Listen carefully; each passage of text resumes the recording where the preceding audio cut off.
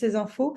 Écoutez, merci à tous d'être là pour cette première édition avec moi, ce webinaire sur le personal branding. L'idée aujourd'hui, c'est de voir en fait ensemble qu'est-ce que c'est, à quoi ça sert, en quoi ça peut vous aider pour votre business, puisqu'on est tous entre entrepreneurs ici. Je vais pouvoir vous présenter évidemment mes slides. Si vous avez des questions, n'hésitez pas à les garder pour la fin. On prendra un petit temps à la fin. Alors, vous pouvez les poser au fur et à mesure si ça vous vient pendant la présentation, mais on prendra si on ne vous répond pas pendant la présentation, c'est normal puisque on va en discuter à la fin. Donc, je vais vous partager mon écran et vous partager ma présentation pour ce webinaire. Hop. Alors, aujourd'hui, qu'est-ce que l'on va voir? On l'a vu déjà ensemble, mais petit rappel, on va voir pourquoi et comment développer son personal branding. Et je vais évidemment vous faire un petit topo sur ce que c'est, parce que derrière ce mot peut se cacher beaucoup de choses. Donc, on va en discuter. Et c'est un mot qui est un petit peu à la mode en ce moment. Donc, on va refaire aussi un petit point sur ce que ça veut dire et ce que ça implique. En petit sommaire de ce webinaire, je vais vous faire une petite introduction, évidemment en page 4, mais rapide, puisque Béatrice m'a déjà un peu présenté. Ensuite, on fera un point sur qu'est-ce que le personal branding, pourquoi développer son personal branding en 2024, puisque la nouvelle année arrive à grands pas, et également comment créer sa stratégie de personal branding. Et bien sûr, je vous donnerai quelques exemples de personnes d'entrepreneurs, mais pas que, qui ont développé leur personal branding et ce que ça leur apporte aujourd'hui. Petite introduction, moi je suis Juliette Cadeau, je suis entrepreneuse et je n'ai pas mis à jour cette slide puisque je n'ai pas 30 ans, j'en ai 31 maintenant. Moi j'ai créé mon agence de communication, comme le disait Béatrice, après 3 ans et demi de micro-entreprise. Donc je l'ai créée en octobre 2022, donc elle a 1 an maintenant mon agence, et j'interviens auprès de clients très différents, des solopreneurs au groupe coté en bourse, pour les aider à développer leur stratégie de communication, les épauler sur leur gestion de projet, leur création de contenu ou leur proposer des formations également. Je communique sur Instagram, TikTok, LinkedIn et par newsletter, sur des canaux sur lesquels je suis suivie par plus de 80 000 personnes et sur lesquels je compte plus de 11 millions de vues. Et en fait, moi, ce qui m'a permis, vous voyez, de passer de micro-entreprise à société, c'est le personal branding, justement. Je vais vous en parler un petit peu des effets que ça a eu sur mon business et sur moi. Les objectifs de ce webinaire, de cette formation accélérée que l'on fait aujourd'hui. La première chose, c'est évidemment de vous aider à comprendre ce qu'est le personal branding et ses enjeux. J'ajouterai même ici ses avantages. Vous permettre de devenir l'ambassadeur numéro 1 de votre entreprise. On va en parler juste après. 3, utiliser ce levier puissant, non pas pour aller chercher des clients, mais pour les attirer à vous. Donc ça, c'est complètement différent et c'est très puissant. Et également vous permettre de décrocher des opportunités, des invitations à des conférences, à des masterclass, comme ça a été mon cas aujourd'hui pour la masterclass avec Amazon France, accélérateur du numérique, être invité dans des podcasts, etc., etc. Et également, la dernière chose, c'est vous donner toutes les clés pour développer votre stratégie de personal branding. On ne va pas être que dans la théorie, on sera aussi dans le pratique. Petit point, définition. Le personal branding, qu'est-ce que c'est exactement? Le personal branding, qu'on appelle parfois marketing personnel ou parfois développement de sa marque personnelle, est une discipline qui consiste à utiliser des actions de communication et de marketing pour non pas promouvoir votre entreprise, mais pour vous promouvoir vous-même. En gros, on utilise la même chose que pour une entreprise, mais pour mettre en avant un individu, un entrepreneur. Ou généralement, c'est moins le cas quand on est en B2C. C'est plutôt pour quelqu'un qui est entrepreneur et donc qui a un but business derrière. Donc, votre communication, elle n'est pas uniquement portée par votre société, mais elle est également portée par vous-même et potentiellement vos collaborateurs, si vous en avez. Si vous avez des salariés, il y a autant de personal branding, il peut y avoir autant de personal branding que de salariés. On fera peut-être un petit point là-dessus si on a le temps, mais c'est ce qu'on appelle de l'employé advocacy. En fait, c'est valoriser les individus dans l'entreprise pour porter l'entreprise, en fait, et en faire des ambassadeurs de leur entreprise. Grâce au personal branding, vous promeuvez non seulement vos compétences, mais votre parcours, mais aussi par ricochet votre entreprise. Donc, le personal branding, c'est utiliser votre personne pour promouvoir vos produits ou vos services, vous servir de vos compétences soft and hard skills. Alors, les soft skills, c'est plutôt les compétences, vos qualités, par exemple, le sens de l'écoute, la diplomatie. Et les hard skills, ce serait par exemple les compétences techniques, donc par exemple le SEO. Le SEO, le développement web, ça, ce sont des hard skills, alors que l'esprit d'équipe et le sens de l'écoute, c'est un soft skills. Donc, vous servir de vos compétences dans les deux camps, votre histoire, vos opinions et votre parcours pour créer une stratégie de communication efficace, développer votre image comme celle d'une marque afin que ça découle sur votre entreprise Faire de vous l'ambassadeur de votre entreprise. En gros, en fait, vous n'avez pas, par exemple, vous n'avez pas qu'une page LinkedIn pour votre entreprise sur laquelle vous communiquez aussi sur votre profil LinkedIn et comme ça me permet de vous faire découler sur votre entreprise. Le personal branding, c'est aussi développer votre audience pour vous permettre d'attirer les clients à vous. Et là-dessus, j'insiste et on en reparlera, vous en faites pas. Mais en fait, grâce au personal branding et la création de contenu, vous vous passez de prospection. Personnellement, je ne prospecte pas. Donc, je vais y venir, mais parce que moi, j'aime pas ça. Donc, je pense déléguer cette partie-là assez bientôt, tout bientôt, pardon. Mais je n'aime pas prospecter, je ne sais pas faire. En plus, moi, je suis plutôt une créatrice je préfère créer du contenu que aller prospecter. Donc, en fait, le personal branding, ça, si vous y mettez à fond, ça vous permet en fait d'avoir des clients sans avoir à prospecter. Également, le personal branding, et ça c'est important parce qu'on ne peut pas tout avoir et choisir c'est renoncer, c'est quelque chose que je dis souvent, c'est accepter aussi de vous montrer, de vous dévoiler un minimum. On va le voir juste après, vous n'êtes pas obligé de faire de votre vie une télé-réalité, mais il y a tout de même un entre-deux à avoir parce que vous ne pouvez pas vouloir développer votre personal branding et ne pas parler de vous, ne pas communiquer sur votre page personnelle entreprise, votre page personnelle sur LinkedIn, etc. Et le personal branding, et ça on y reviendra aussi, c'est partager de la valeur pour gagner la confiance de votre audience. On va voir juste après ce que c'est la valeur. Je peux vous spoiler un petit peu, mais la valeur, c'est simple, ce sont des posts du contenu dans lequel vous ne cherchez pas à vendre constamment.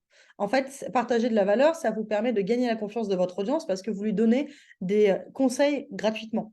Elle va sur votre profil LinkedIn et elle peut trouver, par exemple, 5 tendances SEO sur lesquelles vous pouvez vous placer en ce moment. Voilà. Et ça, vous le donnez gratuitement. Vous ne le donnez pas ni en échange d'une adresse mail, ni en échange d'argent. Et en fait, en faisant suffisamment de posts de cette manière, ça vous permet en fait de gagner la confiance de votre audience. Donc, c'est très important en fait de ne pas être dans la rétention d'informations en personal branding. Mais le personal branding, ce n'est pas ne parlez que de vous, vous et vous. Hein. Ce n'est pas parce que c'est vous qui prenez la parole que votre communication doit devenir votre journal intime. On verra en fait ça ensemble. Mais le personal branding, c'est un jeu d'équilibriste constant. Il faut parler suffisamment de vous pour qu'on puisse un peu s'attacher à votre personne, mais également en fait parler à votre cible parce que si vous ne faites que parler de vous, en fait vous n'êtes plus un entrepreneur qui utilise le personal branding, vous devenez un influenceur, ce qui n'est pas une tare, mais c'est peut-être pas votre objectif. Le personal branding, ce n'est pas non plus essayer de vendre à chaque action de communication. Donc, ce n'est pas des posts frontaux sur lesquels vous proposez d'acheter votre service ou vos produits. Ce n'est pas non plus prendre votre audience pour un portefeuille ambulant. Hein. Ça aussi, c'est quelque chose que je mets un point d'honneur là-dessus. Moi, j'en parle souvent sur mes communications, mais moi, je suis spécialisée dans la fidélisation de mes clients. J'ai des clients qui me suivent depuis 5 ans. Et en fait, c'est aussi parce que je n'ai pas peur de donner un peu de gratuit à mes clients. En plus, dans la délivrabilité des actions que je fais avec moi et mes équipes, on ne remplit pas à 100% de contrat, là, on remplit à 120%. En fait, ça vous permet de pouvoir fidéliser derrière et de montrer aux gens qu'en fait, vos clients, vous les aimez pas parce qu'ils vous rapportent de l'argent, aussi parce que vous avez à cœur de les aider à développer leur propre business. Également, le personal branding, ce n'est pas ne partager que vos victoires, vos réussites et vos qualités, même si nous le savons tous qu'elles sont nombreuses, vos qualités. L'idée, c'est de montrer un petit peu de vulnérabilité aussi parce que ça permet de montrer aux personnes qui vous suivront que vous êtes humain. Également, ce n'est pas mettre toute votre vie en scène. Vous choisissez. Hein, quelque chose que je dis souvent, c'est que les réseaux sociaux, l'avantage, c'est qu'on ne publie que ce que l'on veut bien publier. Donc, vous n'êtes pas obligé de tout dire de vous, de partager absolument tout de vous et de tout dévoiler. Donc, c'est ce que je dis, ce n'est pas de tout dévoiler et faire de la rétention d'informations, comme j'en parlais juste avant, mais vous en faites pas, on en reparlera. Et si vous avez des questions, n'hésitez pas. Pourquoi développer votre personal branding? Les avantages du personal branding, c'est qu'il va vous permettre de servir plusieurs objectifs. Premièrement, vous faites de vous votre propre ambassadeur. Votre audience, elle vous suivra pour vous, votre personnalité et non votre entreprise actuelle. Si vous changez de secteur, si vous ouvrez une nouvelle entreprise et que vous fermez celle que vous avez actuellement, ou si simplement vous décidez de vous expanser et d'avoir plusieurs entreprises, vous continuerez d'être suivi. Vous travaillez également votre réputation et votre expertise. La réputation, il y a celle que les autres se construisent pour nous. Mais là, l'avantage du personal branding, c'est que vous prenez le contrôle de votre réputation. Vous n'attendez pas que les gens disent du bien de vous. Vous commencez à créer du contenu pour commencer à créer votre réputation. Vous êtes reconnu donc dans votre milieu, quel qu'il soit, et dans le monde de l'entrepreneuriat. Vous trouvez des clients et des prospects autour de vous-même en tant que professionnel, mais aussi en tant qu'individu, et on va le voir juste après. Vous attirez des clients prospects et homologues qui vous ressemblent. Plus besoin de faire le tri, votre communication le fait pour vous. Ça, c'est hyper important parce que moi, c'est quelque chose que je dis souvent, c'est qu'on ne peut pas travailler avec tout le monde. Et j'en ai fait les frais. Au tout début de ma communication sur LinkedIn, donc c'était il y a bientôt 2 ans, eh bien, j'étais très lisse dans ma communication. Ce qui fait que le premier prospect que j'ai décroché, enfin, et c'est devenu un client, le premier prospect et slash client que j'ai décroché grâce à ma communication sur LinkedIn, eh bien, la collaboration s'est mal passée. Parce qu'en fait, on avait pas du tout les mêmes attentes, pas du tout les mêmes façons de voir les choses, ni de bon, ni de mauvais, ni dans l'un, ni dans l'autre, mais c'est juste qu'on ne s'entendait pas. Et en fait, si j'avais eu un personal branding plus fort, si j'avais été plus moi dans ma communication, ça ne se serait pas passé parce qu'en fait, cette personne ne m'aurait pas contacté puisqu'on n'avait de toute façon pas grand-chose en commun. Donc, l'avantage du personal branding, quand il est fort et que vous l'assumez, eh bien, c'est vous attirer des clients qui vous ressemblent. Moi, aujourd'hui, dans tous mes calls avec mes prospects et mes clients, il y a forcément un moment où je dis « Non, mais tu ne te rends pas compte à quel point on se ressemble. » Incroyable. Et également, vous fédérez autour de vous et vous créez une marque forte et engagée. En quoi est-ce que c'est intéressant pour le business? Parce que vous êtes des entrepreneurs. Encore une fois, moi, mon but, c'est pas de vous transformer en influenceur. Donc, le personal branding, c'est pas uniquement pour se faire mousser, pour dire j'ai X followers sur LinkedIn, sur Insta ou sur TikTok. C'est un vrai vecteur de business. Personnellement, moi, je me suis mis à développer mon personal branding parce que mon plus gros client, qui représentait 60 à 70% de mon chiffre d'affaires mensuel, a décidé d'internaliser la mission que j'occupais parce que ça faisait déjà 2 ans que je l'occupais. Et donc, au bout d'un moment, dans ces cas-là, quand on voit que ça prend autant de place pour une entreprise, on ne prend plus un freelance, on internalise. Donc, moi, j'ai décidé de commencer mon personal branding et c'est comme ça que j'ai trouvé des clients. Entre 2021, j'ai démarré en janvier 2021. Entre 2021 et 2022, j'ai pratiquement doublé mon chiffre d'affaires. Et en 2023, là, cette année, j'ai atteint mon chiffre d'affaires de l'année 2022 le 1er août. J'ai pu passer d'une micro-entreprise à une société parce qu'en fait, avant, en micro-entreprise, je me débrouillais bien, mais il y avait un plafond que je n'arrivais pas à casser. J'ai réussi à le casser grâce au pouvoir du personal branding et je suis régulièrement invitée à des conférences, dans des podcasts, je crée des opportunités. Je suis d'ailleurs même, grâce au développement de mon personal branding sur LinkedIn, j'ai rencontré d'autres entrepreneurs. Donc, j'ai un cercle d'entrepreneurs beaucoup plus étoffé. Et en plus, 2 de ces entrepreneurs deviennent mes associés. Je suis en train de créer 2 autres entreprises à côté. Donc, il y a beaucoup d'opportunités qui se créent grâce à ça. Et évidemment, comme je vous le disais, mes clients viennent directement à moi sans prospection. Je crois que cette semaine, je dois avoir 5 ou 6 prospects qui sont venus uniquement de mon personal branding. Là, j'ai 5 ou 6 prospects ou de clients qui me rappellent, etc. pour qu'on travaille ensemble. Je ne les ai pas prospectés. Si vous avez plusieurs projets, comme je vous le disais, pensez au personal branding aussi. Ça, c'est une petite parenthèse pour les personnes qui seraient sur du multi-entrepreneuriat et qui veulent lancer plusieurs entreprises. C'est que si vous avez plusieurs entreprises et que vous ne savez pas comment communiquer autour des différents projets, la seule solution, c'est le personal branding. Parce qu'en fait, quel est le point commun de tous ces projets? Eh bien, c'est vous. Donc, moi, c'est exactement ce que je fais puisque j'ai une entreprise créée et 2 autres en cours de création. Je suis en train de créer ma holding. Et donc, comme je vais avoir 2 autres entreprises, qu'est-ce qui fait que je vais pouvoir communiquer sur les 2 autres offres, donc les 3 plus mon agence? Eh bien, c'est mon personal branding. Donc, l'avantage, c'est que ça vous permet aussi de rassembler autour de vous de votre vision, votre parcours, et non d'un projet à l'instant T. Parce qu'on le sait, l'échec et l'entrepreneuriat sont intrinsèquement liés. Moi, j'ai échoué plein de trucs dans mon parcours entrepreneurial. J'ai déjà lancé des boîtes qui ont foiré, etc. Et en fait, alors moi, c'était avant que je développe mon personal branding, mais si ça arrivait aujourd'hui, l'avantage, c'est qu'en fait, j'ai fédéré autour de moi. Donc, même si ma boîte se casse la gueule, je n'aurais pas développé une audience pour rien, entre guillemets, autour de cette boîte. Ce qui a été le cas sur la boîte la startup que j'avais essayé de lancer avant. Donc, si vous vous en remettrez aussi beaucoup plus vite, puisqu'en fait, on vous suivra pour vous et non pour vos différentes entreprises. Comment on crée sa stratégie de personal branding?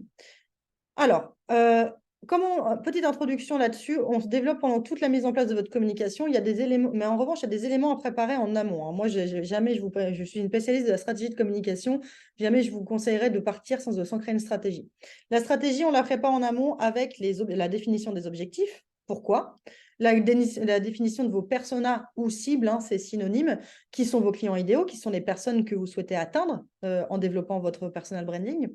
Vos axes de différenciation, Qu'est-ce qui fait qu'on vous suivra vous? Vos axes de communication, et j'aurais dû mettre un point à la fin, va être, est-ce que vous allez, à vos axes de communication, ça va être, est-ce que vous êtes plutôt le pédagogue? Est-ce que vous êtes plutôt la personne qui est expert dans son milieu? Ou alors vous vous adressez plutôt à des personnes qui sont néophytes dans votre milieu? Voilà, ça dépend en fait de l'image que vous souhaitez véhiculer.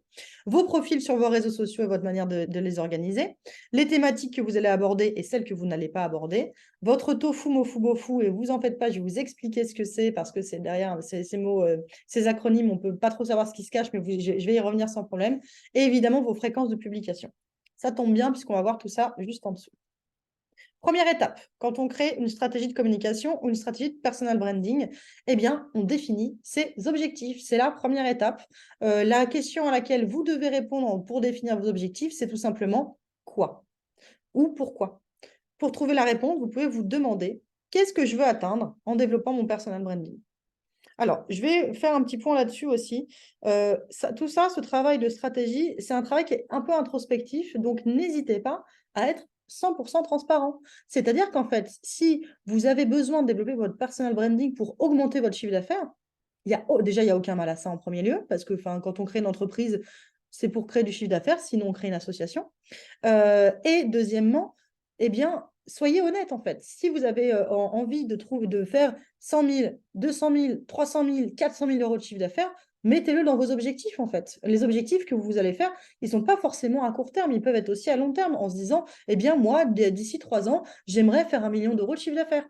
Voilà. Donc n'hésitez pas à être 100% honnête, comme ça vous permet en fait de mettre à plat ce que vous souhaitez faire.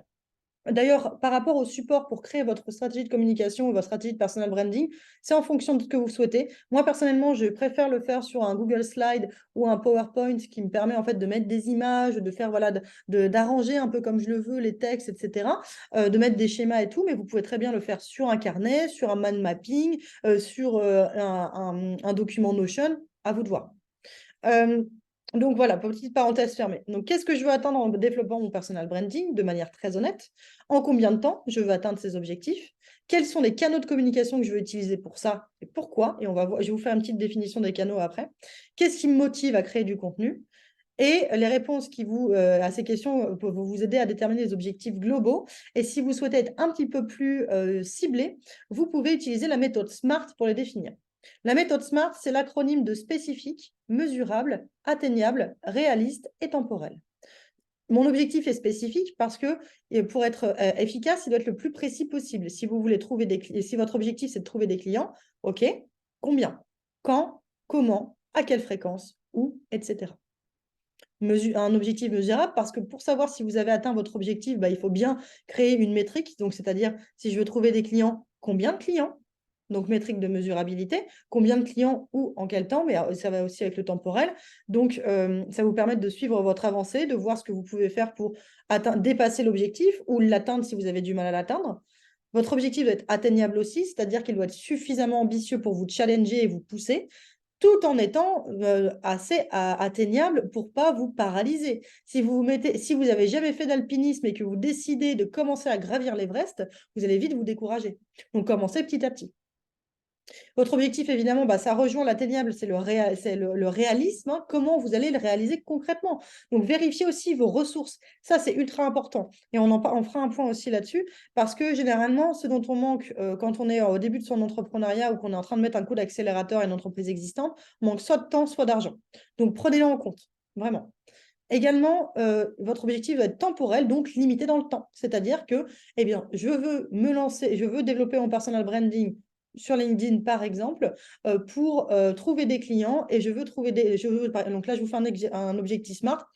Objectif spécifique, je veux trouver des clients sur LinkedIn. Mesurable, je veux trouver 3 clients sur LinkedIn d'ici février 2024. Donc là, je l'ai mis en temporabilité aussi. Il est atteignable parce que 3 clients sur LinkedIn d'ici février, ça fait 4 mois de création de contenu. C'est atteignable et vous pouvez faire plus, mais vous pouvez faire moins aussi. Mais en tout cas, on est dans les bons chiffres parce qu'en fait, il faut savoir que le personal branding, ça met du temps. C'est une course de fond, c'est une course de fond, c'est pas un sprint, parce que les gens ne vont pas directement acheter auprès de vous parce que vous faites un post LinkedIn. Ça, on va en parler aussi. C'est que c'est pas quelque chose qui est très gentil à dire en général. mais personne n'attend à ce que vous preniez la parole. Personne. C'est-à-dire que moi, en bas, si j'arrête de communiquer, il n'y a personne qui va faire une manif en bas de chez moi en me demandant de reprendre la parole. Tout le monde s'en fiche. En fait, sur les réseaux sociaux et en personal branding, c'est à vous d'aller chercher l'attention des personnes. Parce que vous passez dans leur fil d'actualité par hasard algorithmique, mais en tout cas, vous passez dans leur fil d'actualité par hasard. C'est pas comme à cette conférence-là aujourd'hui, où vous vous êtes inscrit parce que vous êtes intéressé, où là, j'ai votre attention. Sur les réseaux sociaux, si vous voyez passer mon post, en fait, vous le voyez passer en scrollant. Et en fait, qu'est-ce qui va faire que ça va vous intéresser? C'est si j'ai tapé dans le mille ou pas. Sinon, en fait, vous attendez pas à ce que je prenne la parole, vous n'allez pas chercher désespérément à regarder mes posts. Donc, vraiment, sur le personal branding, sachez que ça prend du temps parce que les gens, vous devez gagner leur confiance. Donc, publier régulièrement, on fera un point sur la régularité, publier régulièrement, donc un objectif d'ici 3 clients, d'ici 4 mois, c'est atteignable aussi. Et réaliste, eh bien, c'est simple, je me dis, pour pouvoir obtenir ces 4 clients d'ici le mois de février, je me dis qu'il faut au minimum que je publie 3 à 4 fois par semaine sur LinkedIn pour pouvoir être suffisamment dans la répétition, pour arriver suffisamment devant les yeux de mes prospects. Deuxième chose ultra important, c'est développer vos cibles. Donc, je ne vous dis pas de faire un portrait robot avec Stéphanie, 25 ans, etc. Elle aime le bilboquet, etc. Non, on s'en fiche. Ce qui est hyper important, en fait, c'est de définir vos cibles par rapport à leurs besoins. Donc, la manière dont vous allez développer vos cibles, c'est en répondant à la question « qui ?» et en répondant à ces questions suivantes. Donc, quelle est sa situation professionnelle? Parce que, par exemple, vous pouvez vous adresser en termes de cibles qu'à des patrons, par exemple. Des fondateurs d'entreprise ou alors à des freelances, par exemple. Ça dépend aussi de votre axe de communication et surtout de votre business model. Donc, quelle est sa situation professionnelle? Quel est son environnement, ses habitudes, ses canaux de prédilection? Est-ce que c'est une cible qui est plutôt sur Instagram, plutôt sur LinkedIn? Quelles sont ses valeurs et ses engagements? Parce que, par exemple, si vous avez une entreprise assez spécifique, par exemple, sur les entreprises à impact positif, eh bien, dans ces cas-là, vous savez que vous allez cibler des personnes qui ont une sensibilité écologique, par exemple. Quels sont ses freins à l'achat? Ça, c'est ultra important parce que vous avez plein de qualités, mais malheureusement, on a tous des défauts. Donc, prenez-les en compte aussi. Qu'est-ce qui ferait qu'elle ne choisirait pas d'acheter chez vous? Qu'est-ce qui manque en fait à votre offre qui fait qu'elle n'irait pas acheter chez vous? En connaissant les freins, vous aurez la meilleure manière de pouvoir les déboulonner.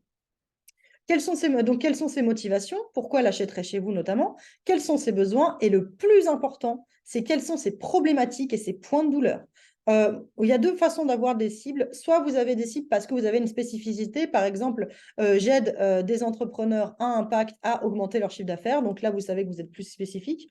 Moi, personnellement, comme je vous le disais, dans mes accompagnements, j'ai à la fois des freelances comme des groupes cotés en bourse. Donc, je n'ai pas de cible spécifique en termes de profil. Qu'est-ce qu'on fait dans ces cas-là quand on est comme moi? On retourne la situation et on ne parle pas de la personne, on parle de son besoin. Donc, moi, en fait, ce qui se passe, c'est que tous mes clients, quel est leur point commun, qu'ils soient un CEO d'une agence, d'un groupe coté en bourse ou un freelance, eh bien, ce qu'ils ont besoin, c'est de la communication. Ils ont un problème dans leur communication. C'est ça que je soulage. Également, on va développer vos axes de différenciation. Ça, c'est ultra important parce que la seule chose qu'on ne pourra... Alors, c'est un petit peu bisounours, mais c'est vrai. La seule chose qu'on ne peut pas copier chez vous, c'est vous-même. Donc, en fait, si vous êtes expert SEO, des experts SEO, il y en a plein. Il y en a plein sur Internet. Il y en a déjà plein qui communiquent. Mais qu'est-ce qui va rendre unique l'approche? Eh bien, c'est vous, la manière dont vous allez traiter les choses. Donc, connaissez vos axes de différenciation. Faites un petit travail d'introspection pour faire ressortir ce qui fait que vous êtes unique. Donc, ça peut être votre parcours académique, votre parcours professionnel, votre parcours de vie. Est-ce qu'il est semé d'embûches ou est-ce qu'il est linéaire? Et parce que moi, typiquement, je n'ai pas de diplôme ni en communication ni en journalisme. Pourtant, j'ai commencé ma carrière en tant que journaliste et maintenant, je suis spécialiste en communication. Donc, moi, ça fait partie de mon axe de différenciation, c'est le fait que je sois autodidacte sur mon parcours. Alors qu'à contrario, on peut avoir des personnes qui sont plutôt bonnes élèves et qui, d'un coup, en fait, étaient tout tracées pour faire une vie de salarié et décident, en fait, de lancer leur entreprise. Voilà, c'est deux choses différentes. Quelles sont vos valeurs, vos combats? Est-ce que vous avez une passion, un hobby? Quelles sont vos qualités principales? Quels sont vos principaux défauts également? Qu'est-ce que vos proches disent de vous? Ça, c'est un très bon indicateur pour avoir vos axes de différenciation. Donc, n'hésitez pas à leur demander. Et tout ça, ça fait en même temps votre différence. Misez sur vous et non sur votre parcours. Je refais un petit point là-dessus. Le propre du personal branding, c'est de faire en sorte qu'on vous choisisse pour vous et non pas parce que vous avez une spécialisation spécifique ou non pas pour un prix. Euh, Votre personal branding, il vous permettra d'être privilégié par rapport à d'autres profils et ce, même si vous êtes plus cher que vos concurrents. Ce n'est pas le prix qui va jouer, c'est la manière dont dont vous parlez. C'est-à-dire que les personnes, elles pourront dire OK, moi, très bien, je sais que Martin et Kamel, ils ont le même niveau d'expertise. Je sais que Kamel, il est plus cher, mais je m'en fous, je veux travailler avec lui parce que moi aussi, comme lui, je suis passionnée de ta, ta, ta. Et que je me reconnais dans ce qu'il dit. Et voilà, c'est l'avantage du personal branding. Ce qui fait la différence, c'est vraiment vous, donc misez là-dessus. Votre ligne éditoriale est la quatrième chose que vous devez développer dans votre personal branding. Ce sont tous les choix rédactionnels que vous faites et qui participent à l'image que vous donnez de vous pour développer votre personal branding. Pardon. Donc, qu'est-ce qu'on met dedans? Vos valeurs et votre personnalité. Mettez clairement dans votre ligne éditoriale ce que vous souhaitez véhiculer, ce que vous transmettez de votre personnalité. Le ton également. Est-ce que vous êtes plutôt sur un ton léger, amical, convivial, ou plutôt sérieux, corporate et pédagogique? Ça dépend de vous. Le ton que vous allez choisir sera évidemment un mélange de plusieurs objectifs. C'est à vous de placer le curseur. Parce que voilà, on peut être léger sans non plus faire des blagues. On peut faire des blagues sans non plus aller trop loin. Voilà, c'est toujours un curseur à placer. Encore une fois, c'est un jeu d'équilibriste constant. Le champ lexical, donc les mots que vous employez sont hyper importants pour toucher votre cible. Et vous pouvez aussi créer des tournures de phrases qui répètent un peu comme un slogan, qui seront répétés pour qu'on se souvienne de vous. Donc moi, typiquement, le choisir, c'est renoncer. Je le sors à toutes les sauces, donc on sait que c'est moi. Et après, moi, je fais aussi beaucoup de jeux de mots avec mon nom, puisque je m'appelle Juliette Cadeau, pain béni pour mon boulot. Donc, on me reconnaît aussi grâce à ça. Je joue avec l'emoji cadeau, etc., etc. Et puis, je fais souvent des jeux de mots avec ça. Dans votre ligne éditoriale se trouvera évidemment, est-ce que vous tutoyez, est-ce que vous vous voyez? Ce choix va se faire en fonction de votre personnalité et de vos envies. Évidemment, le tutoiement apporte plus de proximité et le vouvoiement apporte un cadre plus sérieux. Petit point là-dessus. Tutoyer dans votre com ne vous empêchera pas de signer des clients prestigieux. Je tutoie dans ma com depuis pratiquement 2 ans parce qu'au départ, je n'osais pas trop, etc. Je me disais, ah, sur LinkedIn, non, surtout pas. Depuis que je l'ai fait, j'attire beaucoup plus des personnes qui me ressemblent. Je tutoie dans ma com, ça ne m'a pas empêché de travailler pour Orange pendant 2 ans. Pendant un an, pardon. J'ai fait Orange pendant un an. Là, ça fait un petit moment que je travaille avec un grand groupe immobilier également, que vous connaissez tous. Vous avez tous déjà utilisé le site. Voilà. Donc, en fait, ça ne m'empêche. Et pourtant, je tutoie dans ma com. Et même, j'ai un de mes clients sur mon autre projet de boîte qui est un industriel qui est à la tête d'une industrie qui a 60 ans. Ils sont plus de 1500 collaborateurs. Donc, c'est quand même quelqu'un d'assez haut placé. Et en fait, cette personne qui est l'archétype du costard-cravate que vous pouvez voir, me suit sur LinkedIn et me dit régulièrement « Oh Juliette, tu me fais marrer avec tes posts LinkedIn ». En fait, derrière un professionnel et un costard-cravate, vous avez des gens qui aiment bien rigoler aussi. Hein. Donc, n'ayez pas peur. Si vous avez envie de tutoyer, allez-y. Je vous jure que ça ne vous empêche pas de décrocher des opportunités avec des personnes plus haut placées parce qu'en fait, derrière quelqu'un de corporate, il y a un humain. Et derrière des humains, il y en a qui préfèrent le vouvoiement, mais il y en a d'autres qui vont trouver le tutoiement plus sympathique. Également, dans votre ligne éditoriale, vous trouverez la fréquence de publication. Donc, ce choix se fait en fonction de vos objectifs que vous voulez atteindre et de vos moyens. Petit disclaimer, sur LinkedIn ou tout autre réseau, ne faire qu'un post par semaine ne vous aidera pas à atteindre des objectifs rapidement. En fait, on revoit les objectifs, il faut être réaliste. Aujourd'hui, énormément de personnes et d'entrepreneurs communiquent sur les réseaux sociaux. Et comme personne n'attend que vous preniez la parole sur les réseaux sociaux, eh bien, si vous ne mettez pas un petit peu de moyens à la hauteur de vos ambitions, malheureusement, ça va être déceptif pour vous. Vous ne pourrez pas avoir plusieurs clients par mois en ne postant qu'une seule fois par semaine. Moi, personnellement, j'ai commencé, on en parlera après, mais j'ai commencé crescendo, mais personnellement, je suis entre 5, si j'arrive à avoir jusqu'à 10 prospects dans la semaine, enfin là, c'est 10 prospects que j'ai dans la semaine, que j'ai calé en call, parce que sinon, j'en ai d'autres que je mets sur les semaines d'après, parce que sinon, j'en ai trop. Donc, si j'arrive à avoir des résultats comme ça, c'est aussi parce que ça fait 2 ans que je développe mon personal branding, bien sûr, mais je poste entre 5 à 6 fois par semaine. Il faut rien que sur LinkedIn, parce que sinon, je développe aussi des vidéos où je poste 2 à 3 fois par semaine. J'ai une newsletter toutes les semaines qui part, etc., etc. Également, ce qui va rentrer dans votre ligne éditoriale, ce sont les formats. Parce que vous pouvez très bien faire faire d'un format une signature. Est-ce que vous ne faites que de la vidéo? Est-ce que vous ne faites au contraire sur LinkedIn que des posts textes? Est-ce que vous faites du podcast, etc., etc. Donc ça, c'est à vous de décider et faites-vous plaisir. Le choix de vos canaux de communication. Parce qu'il n'y a pas de personal branding sans communication, et il n'y a pas de communication sans canal de communication. Pour choisir vos canaux de communication, on peut déjà balayer les différents réseaux sociaux. Premièrement, il y a LinkedIn. Je vous en parle beaucoup. Pourquoi? Parce que nous sommes des entrepreneurs. Vous n'êtes peut-être pas tous en B2B, mais LinkedIn, c'est incontournable en fait quand on est un entrepreneur parce que c'est le seul réseau qui est 100% professionnel. Vous, sur Instagram et sur TikTok, vous avez des comptes professionnels. Mais ce n'est pas un réseau qui est fait que pour ça à la base. Alors que LinkedIn, oui. Donc, l'avantage, donc déjà, si vous êtes en B2B, LinkedIn est obligatoire. Désolé si vous n'aimez pas ce réseau, mais voilà. Et il est également aussi important, même en B2C, hein, parce que derrière les professionnels, vous avez des personnes. C'est intéressant, d'autant plus si vous êtes sur des prix un peu élevés, parce que le pouvoir d'achat de la population active de LinkedIn est plus important que sur les autres réseaux sociaux. Également, Instagram est intéressant si vous visez une cible plutôt trentenaire et permet d'avoir une vitrine. Pourquoi? Parce qu'Instagram est un réseau social qui est très utilisé aussi par la majorité de la population. Aujourd'hui, quand on voit passer une entreprise, on a généralement un réflexe qui va être de la googler. Et généralement, le premier réseau social sur lequel on va la chercher, ça peut être soit LinkedIn, soit Instagram. Donc, intéressant également d'être sur Instagram. En revanche, Instagram, attention, c'est difficile d'y percer aujourd'hui parce que c'est très, très bouché. Il y a beaucoup de choses. L'algorithme change régulièrement parce que comme Instagram a eu peur de TikTok, ils ont lancé les Reels.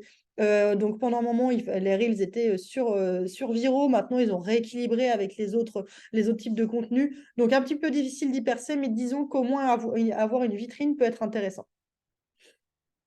Sur TikTok. TikTok a un potentiel de viralité bien plus important que sur Instagram.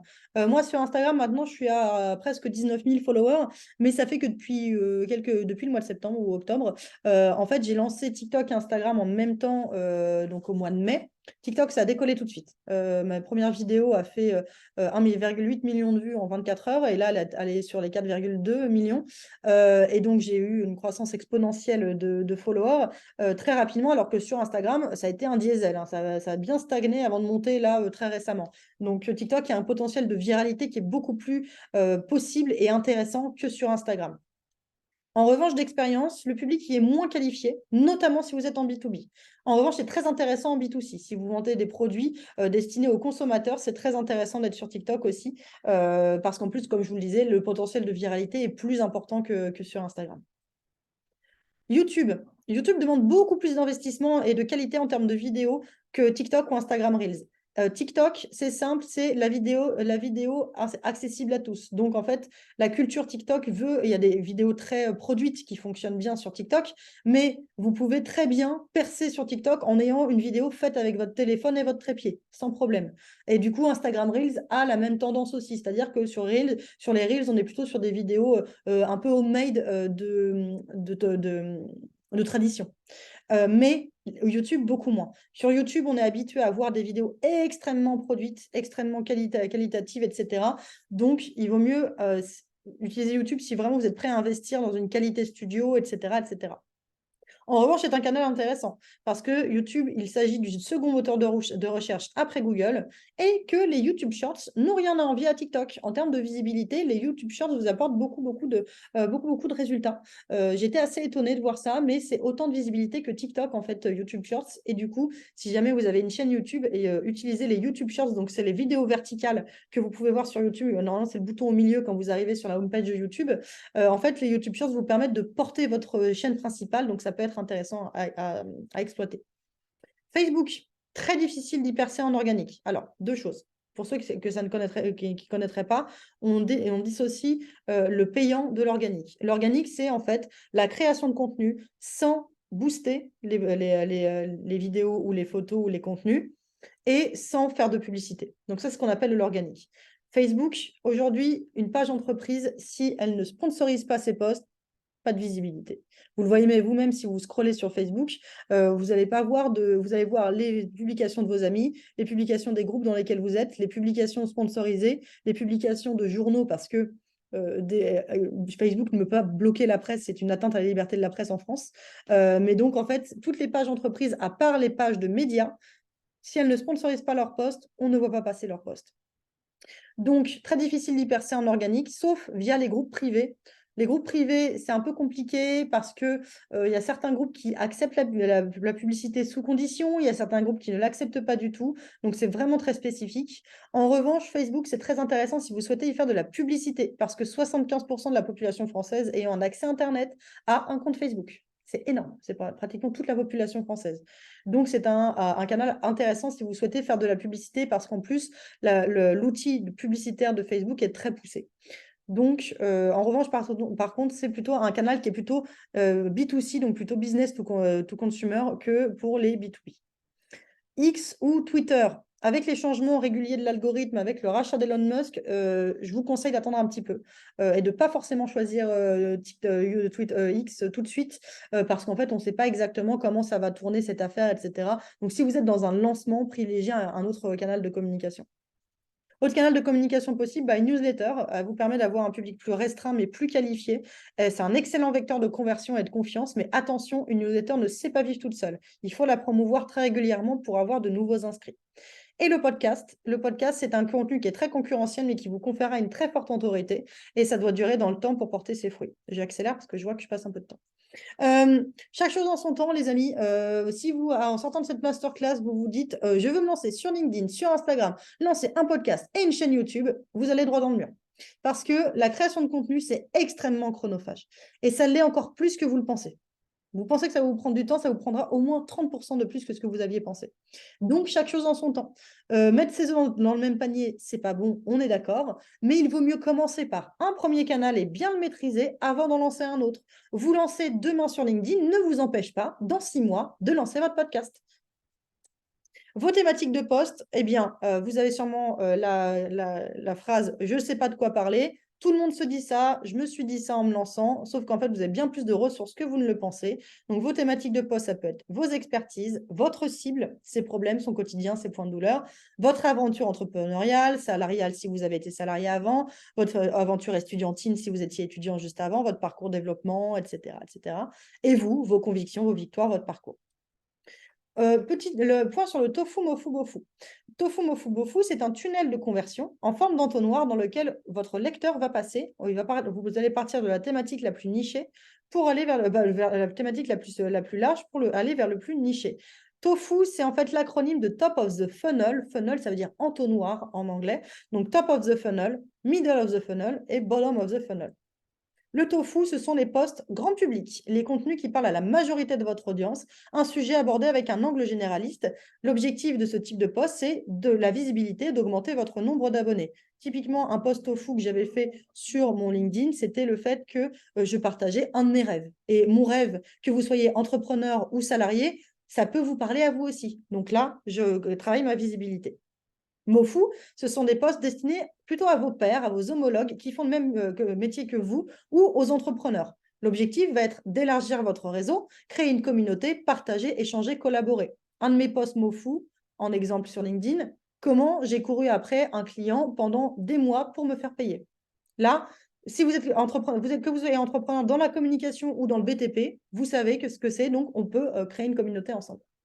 Un post Bofu, ce sont les posts destinés à votre cible, destinés qui ont pour objectif de convertir, de créer des rendez-vous. Donc là, vous montrez votre légitimité, vous démontrez votre expertise et vous vendez. Donc typiquement, un post Bofu pour moi, c'est comment développer son personal branding. Et enfin, n'oubliez pas votre identité visuelle. Ce slide vous sera partagé. Arrête-moi si je me trompe, Béatrice, mais je vous enverrai de toute façon le document ensuite. Yes. Super. Donc, je vous ai mis le marketing des couleurs juste après. Donc, n'oubliez pas votre identité visuelle. Donc, vous en avez sûrement déjà une avec votre entreprise, mais du coup, il faudra aussi la mettre sur votre personal branding. Pourquoi? Parce qu'en fait, le cerveau humain met 6 fois moins de temps à traiter une image qu'à traiter un texte. Donc, c'est primordial d'avoir une identité visuelle et un personal branding qui soit aussi servi par le visuel. Donc, choisissez des couleurs qui vont vous représenter, des formes, des emojis, un logo, des polices d'écriture, des photos qui vous représentent, des illustrations aussi, pourquoi pas, et appliquer cette identité partout. Cherchez la cohérence, c'est-à-dire que si vous avez, moi par exemple, ma photo au profil est sur un fond jaune qui reflète ma personnalité dynamique et l'autre couleur de mon entreprise, c'est le bleu foncé parce que c'est la couleur de la confiance et comme je suis dans le B2B, il faut que j'inspire confiance. Eh bien, là-dessus, vous retrouvez la même photo de profil sur mon TikTok, sur mon Insta, sur mon LinkedIn, sur ma newsletter. Voilà. Je vous ai mis le marketing des couleurs pour vous dire à chaque fois à quoi correspond chaque couleur. Vous pourrez le regarder à loisir. Et enfin, dernier point, les amis, beaucoup de personnes tentent de se lancer leur personal branding, mais il y en a très peu qui durent dans le temps. Donc, le vrai secret, je pourrais vous donner toutes les bonnes stratégies, je peux tout vous filer. Si vous n'êtes pas régulier, ça ne fonctionnera pas. C'est pas sympa, hein, parce qu'on aimerait bien avoir une baguette magique, etc. Moi, si aujourd'hui ça fonctionne autant, c'est parce que ça fait 2 ans que je travaille mon personal branding. Alors, ça a commencé à fonctionner très rapidement aussi, hein, je vous rassure, j'ai eu des résultats au bout de 2 mois pour avoir commencé à avoir des clients. Mais vraiment, ce qui fonctionne, c'est la régularité. Donc, le secret, c'est pas d'avoir le meilleur personal branding dès le départ, c'est de prendre le temps de le tester, de l'itérer et de recommencer. Il n'y a pas de secret. Le secret, c'est le travail. La réussite, c'est 1% de talent, 99% de travail. Donc, si vous voulez que ça porte ses fruits, je n'ai pas de solution miracle. Vous devez rester régulier et discipliné. Rien ne remplacera jamais ça. Juste une dernière chose là-dessus. Privilégiez plutôt commencer crescendo, c'est-à-dire préférez commencer par publier 2 posts par semaine et puis vous augmentez au fur et à mesure, plutôt que de commencer par 6 posts par semaine et au bout d'un mois de vous épuiser. Ça, je vous parle d'expérience. J'ai un client qui a dû prendre une pause là dernièrement parce qu'en fait, il s'est lancé partout, alors que je lui avais conseillé de ne pas le faire. Il s'est lancé partout. Et en fait, qu'est-ce qu'il a fait? Il s'est épuisé parce qu'en fait, il était à la fois sur YouTube, sur TikTok, sur Insta. Préférez quand même vraiment commencer petit et voir de plus en plus gros plutôt que d'avoir les yeux plus gros que le ventre et finalement de vous épuiser. Des exemples de personal branding réussis, et je terminerai là-dessus. Dans l'entrepreneuriat, on peut citer Naval Ravikant, hein, qui est un entrepreneur, investisseur et auteur dont les livres s'arrachent, notamment parce qu'en fait, il a travaillé sur lui et sur sa manière de voir les choses qui permettent à la fois de pouvoir se reconnaître en lui, mais également de vouloir travailler avec lui et d'acheter ses livres. Justine Hutto, qui a créé la marque Respire, elle, c'est grâce à son image et son personal branding que la marque a décollé. Et également un copain qui s'appelle Thibault Louis, qui est un solopreneur et créateur de contenu sur LinkedIn, qui était un des pionniers à vraiment exploser sur LinkedIn. Et lui, c'est pareil, Thibault ne fait pas partie des entrepreneurs les moins chers, mais les gens veulent travailler avec lui parce que son personal branding est hyper fort. Vous avez également je vous ai mis 2 exemples de personal branding dans le divertissement, notamment Oprah Winfrey, qui est une animatrice et productrice télé et qui est adulée, si ce n'est canonisée aux États-Unis. Hein, et en France, je peux vous citer également Philippe Etchebest. Ça peut vous faire sourire, mais c'était d'ailleurs un très bon post de mon ami Thibault Louis qui disait qu'en fait, Philippe Etchebest, et c'est vrai, dans Top Chef, c'est pas le cuisinier le plus étoilé, mais pourtant c'est le mieux payé. Pourquoi? Parce qu'en fait, il a une image super forte et très suivie à la télévision. Et aujourd'hui, et là maintenant, pardon, c'est le moment des questions. Merci à tous d'avoir suivi cette masterclass. Je suis très contente et ça a duré, ça s'est passé beaucoup trop vite, comme d'habitude. Super, merci à toi, Juliette, donc pour cette présentation très complète. Donc à Avec présent, on va passer aux questions-réponses. Donc pour poser vos questions, donc vous avez 3 choix. Soit vous pouvez poser vos questions directement sur le chat, soit dans la petite section Q&A, ou sinon vous pouvez lever la main pour prendre la parole. Donc on a déjà quelques petites questions. Hop là. Alors, première question, quel est ton avis sur WhatsApp? Mon avis sur WhatsApp pour utiliser comme canal, alors c'est pas mal quand vous avez des clients pour créer un canal de communication. Après, si vous voulez partager plutôt des tips entrepreneuriaux et utiliser pour développer votre personal branding, en fait, WhatsApp ou même Telegram induit que vous avez déjà créé une audience quelque part avant et que vous la déplacez. Comme par exemple une newsletter. La newsletter, vous la créez une fois que vous avez déjà commencé à créer une audience généralement. WhatsApp, en fait, ça peut être pas mal, mais il faut d'abord avoir créé une audience ailleurs parce qu'en fait, si on vous connaît, si on ne connaît pas, on va pas on va pas dire, tiens, va suivre le groupe de cette personne sur WhatsApp. Donc, il faut d'abord créer ailleurs. Top. Hop. Alors, autre question, donc toujours sur les réseaux. Que penses-tu de X pour le B2B? Alors, comme je le disais, X pour le B2B, alors en fait, X, moi, je trouve que c'est pas un mauvais vecteur de canal de communication, mais en ce moment, je suis un peu frileuse parce que ça fait que de changer à cause du rachat d'Elon Musk, le changement d'algorithme, etc. Il y en a qui disent, est-ce que ça va pas disparaître ou pas? Donc, moi, pour le B2B, j'aurais tendance à plutôt me tourner vers un LinkedIn où c'est beaucoup plus. En plus, l'avantage quand on est en B2B d'un LinkedIn, je ne suis pas sponsorisée par eux, hein, je vous le jure. En fait, l'avantage, c'est que, comme je vous le disais, l'avantage de LinkedIn, c'est que c'est le seul réseau qui est 100% B2B.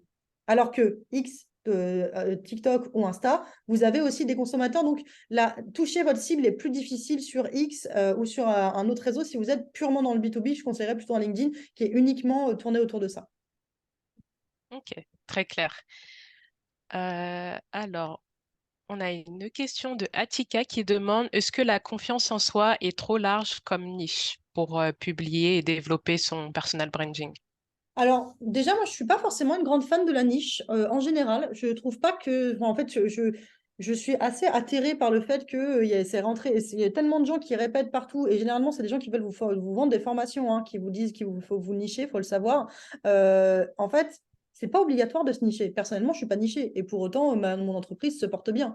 Donc, en fait, déjà, je ne trouve pas ce soit indispensable de trouver une niche. Ça, c'est pour la parenthèse. Et non, pour te répondre, Atika, je ne trouve pas que ce soit trop large parce qu'en fait, tu vois, comme on en parlait par rapport à la cible, en fait, ta cible, tu peux la toucher soit parce que c'est spécifique, donc des CEO, soit parce qu'en fait, tu réponds à un problème où tu soulages un point de douleur. Donc, en fait, ça va être, je vous aide à gagner confiance en vous. Très clair. Alors, on a Christiane qui lève la main. Alors, Christiane, du coup, hop là. Normalement, c'est beau, tu peux activer ton micro. Merci beaucoup. Juliette, ma question concerne la newsletter. Oui. Euh, Ah, on t'a perdu, Ah, Christian. ouais, ton micro est désactivé, Christiane. Est-ce que vous m'entendez? Ouais, C'est parfait. bon. Super. Merci, Juliette. Euh, Ma question concerne la newsletter. Je reçois des centaines de newsletters de marques, d'entreprises, de clients. J'aimerais savoir, parce que ça fait partie d'un projet, peut-être l'année prochaine, j'aimerais savoir dans la newsletter, je suis dans la mode, euh, si je privilégie de parler de mon parcours, ma vision, mon message, plus que mon produit, ou est-ce qu'il faut que ça soit un savant dosage entre les deux, ou est-ce que ça doit être que produit, puisque tu disais que la newsletter va toucher un public restreint. Hmm. Ouais, alors merci beaucoup pour ta question, Christiane, qui est très pertinente. Alors, en fait, généralement, un bon personal branding, moi, ce que je dis, c'est le 80-20. C'est 80% de contenu qui est pour ta cible et 20% de contenu qui est autour de toi. 80% de contenu pour ta cible pour qu'elle puisse se reconnaître dedans, parce qu'il faut savoir que l'être humain est très égoïste. Moi, le contenu que vous produisez, je vais juste savoir s'il va me servir à moi, en fait. Je dis moi, mais c'est un moi pour tout l'humain, en fait, hein. Donc, généralement, les personnes veulent savoir en quoi votre contenu va lui être utile. S'il lui est pas utile, ils s'en fichent. Donc, 80% de contenu utile pour ta cible et 20% de contenu où tu te dévoiles parce que comme ça, tu vas pouvoir travailler ton personal branding et montrer et qu'on s'attache à toi, Christiane, et pas uniquement à l'entrepreneuse dans la mode que tu es. Donc, pour le coup, ce serait plutôt un mélange des deux pour répondre à ta question de manière précise. Top. Bah, du coup, je pense que Je pour viens de voir ton Christiane, message. ouais. Alors, du coup, on a pas mal de questions. Alors, j'ai une question, du coup, alors, de Atika qui dit qu'elle adore tes réels enfin, tes reels sur Instagram et elle demande donc si c'est stratégique le fait qu'ils soient tournés d'une manière où tu es interviewé. Ah, la fameuse question, est-ce que je parle à un mur? La réponse est non, je ne parle pas à un mur parce que c'est une personne qui... Alors, en fait, c'est pas stratégique. C'est tout simplement que moi, mes Reels et mes TikTok, c'est les mêmes, hein. Ils sont tournés en studio. Et en fait, il y a une personne en face de moi qui me pose des questions. C'est juste qu'en fait, dans l'offre que cet entrepreneur, enfin, que j'ai pris auprès de cet entrepreneur, l'important, pardon, ça fait très mousseux, mais l'important, c'est moi. Parce que c'est moi, c'est pour mon image. Donc, en fait, lui, on le voit pas mais il me pose des questions. Et en fait, si je regarde pas la caméra, c'est parce qu'en fait, je le regarde lui, tout simplement. Et donc, ce n'est pas stratégique, c'est simplement le format qui est comme ça. Ça marche. Ensuite, on a une question. Donc, alors, comment gérer le syndrome de l'imposteur et les haters de Candy? Très bonne question, Candy, parce que c'est vrai que c'est quelque chose qui est très fort avec une peur qui est très récurrente sur quand on prend la parole sur les réseaux sociaux. Alors, bah, ton syndrome de l'imposteur, pour le coup, sache que tout le monde l'a.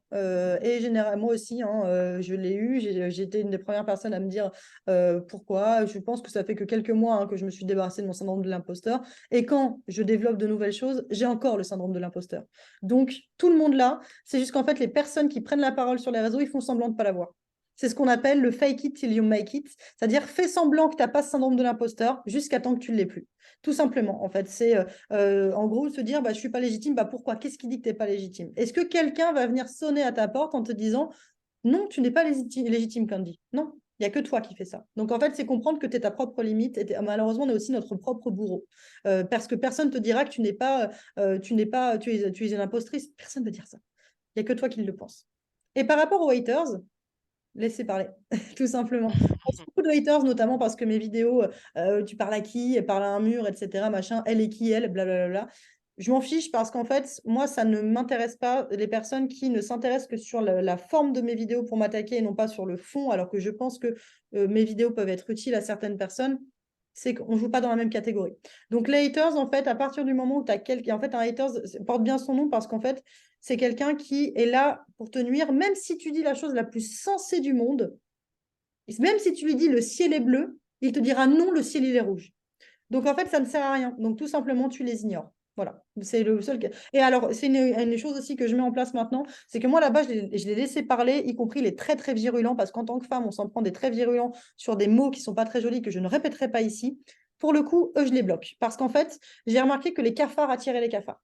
Donc, si vous en laissez un qui commence à vous traiter de choses pas très catholiques, etc., en fait, ça attire d'autres personnes qui vont être ah ouais, super mec, etc. Machin. Donc en fait, moi, c'est simple, je bloque dès que ça devient trop irrespectueux et que ce sont des personnes qui sont uniquement là pour insulter, je bloque directement. Si c'est pour créer du débat, je m'en fiche, mais si c'est pour insulter, etc., là, je bloque directement. Comme ça me permet en fait d'avoir une communauté euh, beaucoup plus saine. Et si jamais tu as du mal avec ça, tu peux aussi prendre quelqu'un qui va le faire pour toi, donc un community manager, comme ça, toi, tu le vois même pas, et en fait, tu lui dis tes directives, tu bloques toutes les personnes qui m'insultent. Clac. Top. Merci pour ces conseils. Alors maintenant, on a quelques questions sur la création de contenu. Donc, on a Philippe qui demande quel outil tu utilises pour poster automatiquement et quels sont les outils au quotidien pour te faciliter dans la création de posts. Alors, pour la création de contenu sur LinkedIn, moi, pour les programmer, j'utilise directement LinkedIn. Juste à côté du bouton publier, tu as une petite horloge qui va te permettre de programmer. Donc, tu vas pouvoir programmer. Pour Instagram et pour TikTok, moi, c'est pas moi qui m'en occupe parce qu'en fait, la personne qui s'occupe de mes vidéos, donc la personne à laquelle je réponds aux questions, a une offre où elle s'occupe aussi de la diffusion. Mais eux, tu peux utiliser des outils comme Hootsuite, comme Agorapulse, qui te permettent en fait de publier sur tes différents canaux. Donc, tu peux en fait avoir une seule vidéo, tu choisis, tu cliques sur TikTok et sur Instagram pour la publier en même temps sur les différents canaux. Donc, tu as Agorapulse, Hootsuite, tu as Swello, tu as plein de choses comme ça qui vont te permettre de l'utiliser. Tu as aussi SEMrush qui a lancé, SEMrush qui a lancé aussi son outil de programmation sur les réseaux sociaux. Et après, pour le reste, pour la création de contenu, j'utilise Canva pour faire des visuels et j'utilise tout simplement Notion sur lequel j'écris mes contenus. Voilà, parfois, il ne faut pas chercher à avoir l'outil ultime. Parfois, juste une note ou un document Word te suffit pour écrire, pour avoir du bon contenu parce qu'en fait, il faut utiliser ce qui est le plus facile pour toi. Mm. C'est vrai que la simplicité, ça paye toujours. Moi, je dis Mm, toujours, on ne réinvente pas la roue, juste on l'utilise mm, pour mieux rouler, tout simplement. mm. C'est vrai. Autre question, donc toujours en rapport avec la création de contenu, quel logiciel tu utilises pour tes Reels? Alors, pour le coup, je sais que ils utilisent CapCut pour générer les sous-titres automatiques. Donc, après, pour tourner, bah, c'est via des caméras. Et ensuite, c'est le montage est sur CapCut. Ok, top. Euh, alors, autre question de Alex qui dit que ça fait 1 mois qu'il essaye de créer une communauté sur LinkedIn, sur tout ce qui est autour des experts comptables. Donc, il dit que ça rame un peu malgré sa régularité. Est-ce que tu as quelques conseils à lui donner? Alors Alex, j'ai vu passer ta question et je la trouve hyper intéressante parce qu'en fait, moi, j'ai certains de mes clients qui est un logiciel pour des experts comptables et pour des entrepreneurs. Et en fait, je les aide aussi à développer leur entreprise sur LinkedIn. Et en fait, la communauté des experts comptables fait partie fait partie de la majorité silencieuse de LinkedIn. C'est-à-dire que sur LinkedIn, il y a beaucoup de profils qui sont ce qu'on appelle des profils sous-marins. C'est-à-dire qu'ils ne likent pas tes posts, ils ne les commentent pas, mais ils les voient. Et généralement, les plus silencieux, ce sont les experts comptables, les domaines juridiques, les instances de l'État, etc., etc. Donc, en fait, toi, tu fais partie d'une majorité silencieuse. Mais je viens de dire un truc, Alex, en fait, c'est un truc dont il faut se rendre compte sur LinkedIn, que c'est pas parce que ta cible, elle ne like pas et ne commente pas tes posts qu'elle ne te voit pas. D'autant plus que pour connaître bien le terrain LinkedIn, des gens qui prennent la parole sur l'expertise comptable, etc., il n'y en a pas beaucoup. Donc, moi, je te dirais de ne pas lâcher parce qu'en fait, si ça se trouve, les experts comptables, ils te voient. C'est juste qu'en fait, comme c'est une cible un petit peu timide sur LinkedIn, eh bien, elle n'interagit pas. Mais dans ces cas-là, n'hésite pas à aller voir tes vues de profil. Est-ce que les personnes qui voient ton profil sont des experts comptables et comme ça, tu peux te mettre en relation avec eux? Top, très clair. On a une autre question aussi un peu en lien avec la question d'Alex et à laquelle tu as un peu aussi répondu pendant la présentation. Donc, on a Lou qui demande s'il est intéressant de développer un personal branding alors que son entreprise est une plateforme de gestion d'entreprise, donc comptabilité, juridique, assurance, et que sa personnalité est à 1000 lieues de cette thématique. Bah justement, c'est marrant, c'est intéressant et ça permet de dépoussiérer un petit peu l'image qu'on en a justement parce que tout le monde a l'image que c'est des entreprises dans lesquelles on rigole pas, etc. Bah si, la preuve, si tu dis que ta personnalité elle est aux antipodes de ça, c'est qu'il y a quelque chose à faire. Donc ouais, carrément, en fait, développer son personal branding aussi quand on est salarié est intéressant si bien sûr vous êtes en accord avec votre entreprise, attention, hein, parce que c'est plus difficile que quand on est indépendant. Quand on est indépendant, on fait ce qu'on veut. Mais ça peut être intéressant aussi parce qu'en fait, ça augmente votre valeur perçue sur le marché. Il y a des personnes qui sont salariées et qui ont développé leur personal branding et qui, comme elles ont une audience, eh bien, vont pouvoir se vendre plus cher au moment des négociations salariales. Donc oui, carrément. Et justement, ça pourrait mettre un petit peu, ça pourrait dépoussiérer l'image qu'on se fait de ta profession. Donc ouais, moi je dis vas-y. Top. Alors du coup, Juliette, donc il est 13 heures, on a encore pas mal de questions. Si ça te dérange pas, on peut prendre encore 5 minutes pour répondre au plus de questions. Pas de problème. Ok, top. Alors, on a Koffer qui demande donc comment être cohérent avec son image de marque tout en ne mélangeant pas et en n'exposant pas sa vie professionnelle et vie privée. Bah, en fait, c'est à toi de placer le curseur. C'est-à-dire qu'en fait, c'est à toi de voir qu'au faire, est-ce que tu veux partager ça de ta vie privée ou alors qu'est-ce que tu veux partager, qu'est-ce que tu veux bien partager de ta vie privée, qu'est-ce que tu veux pas. Des questions à se poser sur son personal branding, c'est bien de se dire, OK, qu'est-ce que je veux faire, mais surtout, le mieux, c'est de se poser, OK, qu'est-ce que je veux pas faire. Donc là, ça va te permettre de poser tes propres limites. Et comment ne pas tout mélanger? Bah, tout simplement, en fait, c'est garder en fait ta stratégie. Parce que, attention aussi, le personal branding, à ne pas vous perdre. C'est-à-dire qu'en fait, parfois, il y a des personnes qui se perdent en cours de route où elles commençaient à développer du contenu pour leur personal branding, pour leur entreprise, et finalement, elles ne font que pour les likes, les vues, etc. Ne perdez pas de vue vos objectifs. En fait, ne vous transformez pas en influenceur si ce n'est pas votre but. Poursuivez toujours votre but de business. Donc, en fait, si tu ne veux pas te perdre de vue tout ça, qu'au faire et en fait faire la bonne balance, eh bien, c'est toujours garder en tête ta stratégie ou la garder dans un coin en voyant en fait à chaque fois est-ce que tu es à l'aise sur les choses vie privée, vie professionnelle. Est-ce que si par exemple, tu as parlé d'un truc un peu plus privé, par exemple ton parcours, est-ce que tu t'es senti mal à l'aise en le faisant? Si tu t'es senti mal à l'aise, peut-être que tu as partagé un peu trop. Si finalement tu te dis qu'en fait, ah bah non, c'était cool et ça m'a permis de développer quelque chose de plus proche avec les personnes qui me suivent, là tu peux aller voir pour faire peut-être un petit peu plus après. Mais en fait, le personal branding, l'avantage, c'est que c'est vous qui avez le contrôle. Donc c'est à vous en fait de placer le curseur et de voir ce qui vous plaît pas et comment ne pas tout mélanger non plus. Et en fait, l'avantage du personal branding, c'est que tu mélanges tout sans tout mélanger non plus parce qu'en fait, il y a toujours un vecteur commun et le vecteur commun, c'est toi-même. Hmm, Très clair. Du coup, ça me permet de rebondir sur une autre question qu'on a eue de Candy qui demande comment choisir son sujet de prédilection. Donc, c'est une question à laquelle aussi tu as un peu répondu déjà. Bah, en fait, tu peux avoir un sujet de prédilection, mais plein de sujets satellites.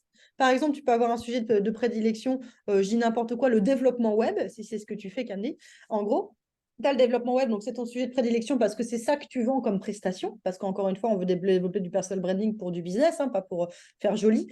Donc, ton sujet de prédilection, ça va être ton expertise, mais tu peux avoir des sujets satellites où, par exemple, bah, tu peux avoir tes passions, tu peux avoir ton parcours. Et ça, en fait, tu te dis que tu as un sujet de prédilection qui représente, je sais pas, 70% de ton contenu, et 30% de ton contenu, ça va être des choses annexes, toi, tes passions, ton parcours aussi, tu étais salarié avant, ton parcours, c'était étudiante avant, etc., etc.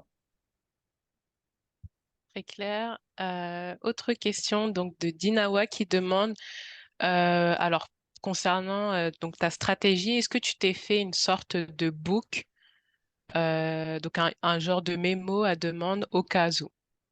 Alors, moi, non, parce qu'en fait, j'ai l'avantage que ce soit mon métier. Moi, ça fait 7 ans que je suis dans la stratégie de communication, donc je l'ai toujours en tête, etc. Et mon cerveau est biaisé de toute façon, puisque c'est mon métier au quotidien. Mais par contre, c'est ce que je fais pour mes clients. Donc, tu vois, la présentation que j'ai fait là, typiquement, les objectifs, bah, en fait, tu vois, regarde, si je retourne sur ma presse, les objectifs que j'ai fait sur le début, tout début de la présentation, hop, hop.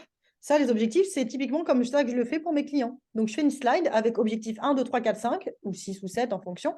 Et en fait, ça me permet ils les ont noir sur blanc, en fait, comme ça. Donc, oui, tu peux tout à fait te faire un mémo, comme je le disais. Ça peut être, voilà, un Google Slide comme moi je l'ai fait. Ça peut être aussi sur un carnet si tu préfères écrire à la main ou sur un document Word. C'est le plus intéressant et là, dans lequel tu te retrouveras le plus.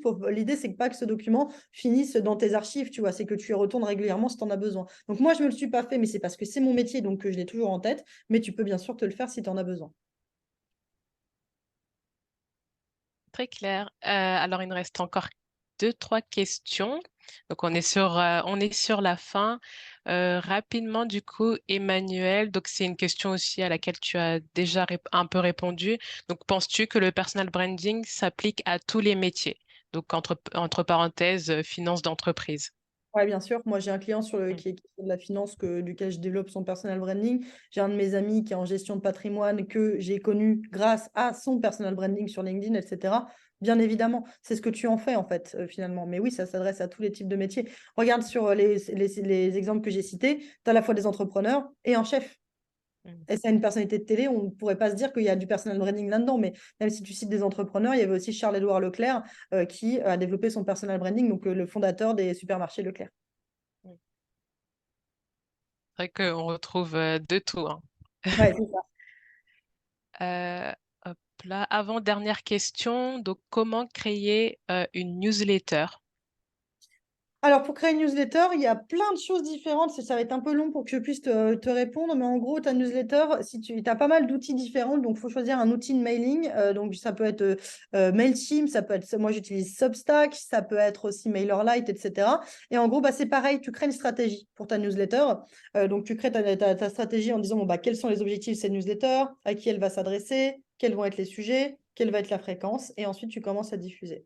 J'aime pas répondre ça parce que là, c'est aussi que le temps m'est compté, mais si tu veux, moi j'ai un e-book payant que j'ai créé sur comment créer sa newsletter de A à Z que je propose à 89 euros, toutes taxes comprises. Si jamais ça t'intéresse, tu peux le retrouver sur mon profil LinkedIn. Top. Je vais mettre le lien du coup vers ton profil dans le chat. Et dernière question de Atika, donc qui demande, donc elle va faire en fait une conférence, donc bientôt une conférence gratuite et elle demande si elle doit communiquer sur LinkedIn. Ouais, bien sûr, parce qu'en fait, une conférence, c'est comme une newsletter, ça ne peut pas exister tout seul. Donc, si tu ne promeus pas ta conférence, ce sera difficile d'avoir des gens inscrits. Donc, en parle-en là où tu es présente. Est-ce que c'est sur LinkedIn? Est-ce que c'est sur Instagram? Est-ce que tu as une base mail? Mais oui, en fait, les gens ne peuvent pas savoir ce que tu leur dis pas. Donc, il est hyper important de promouvoir ta conférence pour pouvoir avoir des inscrits. Top. Bah, merci beaucoup, Juliette. Merci à d'avoir toi, Béatrice. répondu à toutes ces questions. Donc, on arrive à la fin de ce webinaire. Donc, les retours, en tout cas, sont très positifs sur le chat. Donc, beaucoup de merci beaucoup, très intéressant, très complet. Un grand merci à toi, Juliette. Et le webinaire, il sera disponible en replay sur le site de l'accélérateur du numérique. Alors, très rapidement, je vais juste lancer un tout petit sondage. Donc, c'est juste pour savoir pour la plateforme si vous préférez donc Zoom Webinar ou GoToWebinar. Donc, c'est juste très rapide. Et donc, encore un grand merci à toi, Juliette. Et Merci on à toi. se, avec plaisir. Et on se dit à très bientôt. Donc, n'hésitez pas à suivre Juliette sur les réseaux sociaux. Donc, je vais mettre le lien de son profil LinkedIn dans le chat. N'hésitez pas à m'ajouter. Si vous avez des questions, je reste dispo. En tout cas, merci infiniment de m'avoir suivi. Merci infiniment pour vos questions et merci pour votre intérêt. Et merci évidemment, Béatrice, pour cette invitation et à charge de revanche, avec plaisir. Merci à toi, Juliette. À Merci très beaucoup bientôt. à tous. Au revoir. Avec plaisir. Au revoir.